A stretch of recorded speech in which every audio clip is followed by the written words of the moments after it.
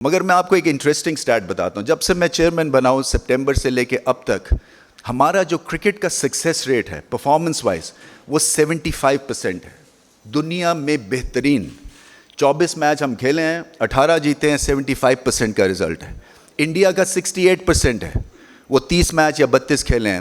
England نے 24 match کھیلے ہیں, وہ 45% ان کا سکسیس ریٹ ہے.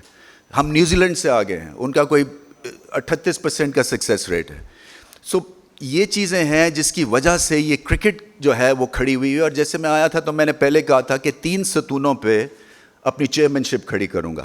ایک آپ کی کرکٹ ایکسلنس, دوسری کمرشل ایکسلنس, اور تیسری آرگنائزیشنل ایکسلنس. تو آپ نے کرکٹ کی ایکسلنس کی میں بات جو کر رہا ہوں اس سے زیادہ اور اچھی بات تھی, کیونکہ پچھلی رجیم میں پی سی بی کی 46% ہمارا سکسیس ریٹ تھا, اور اس وقت ہم 8-9 مہینے میں دنیا کی بیسٹ ٹیم ہے. مت بھولیے کہ باقی ساری کنٹریز کے پاس پاکستان سے 20 گنا زیادہ کرکٹ کا بجٹ ہے.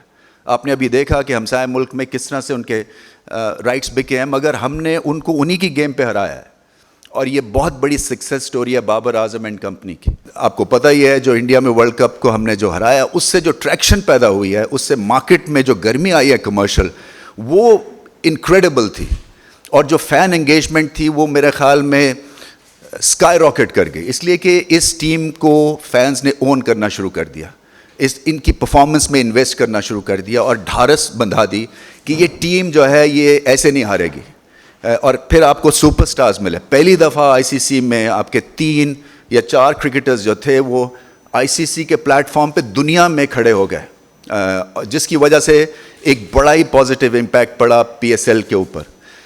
اور میں یہ چاہتا ہوں کہ آپ بھی, میڈیا بھی اس کو اون کرے. دیکھیں, نگیٹیوٹی پھیلانے میں 2 منٹ لگتے ہیں, اور نگیٹیوٹی پھیلانی اس لیے نہیں چاہیے کیونکہ کرکٹ ہمارا ایک زبردست بانڈ ہے.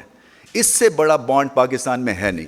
یہ ہماری گریٹ انسٹیٹیوشن ہے, اور اس کی حفاظت جو ہے یہ میرا کام یا بابر اعظم کا کام نہیں ہے. یہ سارے جو آپ لوگ سٹیک ہولڈرز ہیں, اور میں سمجھتا ہوں کہ ہمیں پازیٹیو نیوز جو ہے وہ بڑی کم ملتی ہیں. وہ یہی ملتی ہے کہ جی چیئرمین ابھی تک یہاں کھڑا کیوں ہے, یہ گیا کیوں نہیں ہے, چینج آف رجیم سے. یہ ایک بہت بڑا سوال ہے.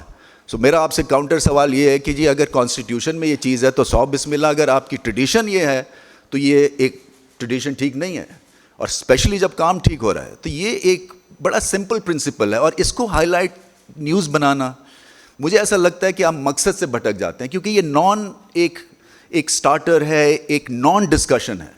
آپ کا ڈسکشن ہونا چاہیے, ہاں جی پاکستان کرکٹ ٹیم کا سٹائل اور کیسے ہم بہتر کر سکتے ہیں, ان میں کیا ان میں چیزیں ہیں جو کہ اور امپروو کر سکتے ہیں, مڈل آرڈر اور کیوں نہیں چلتا ہمارا اچھا. یہ کنسٹرکٹیو کرٹیسزم اور کویسچنز ہیں جس کے اوپر بحث ہونی چاہیے.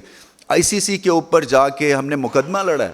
آئی سی سی میں جا کے ہم نے 4 نیشنز کا, جب میں نے وہ پیپر دیا, پہلی دفعہ کرکٹ بورڈ سے کوئی پیپر آئی سی سی میں ریسیو ہوا. مگر انفارچونیٹلی جو ہیڈ لائنز یہاں پاکستان میڈیا نے لگائیں وہ انڈین ایجنسی کی ہیڈ لائن کو لے کے یہاں سب نے اس کو کاپی پیسٹ کر دیا. وہ تو ہمارے کبھی بھی حق میں نہیں ہوں گے. سو آپ کو یہ سمجھنا چاہیے کہ ہمارے انٹرسٹ میں کیا ہے.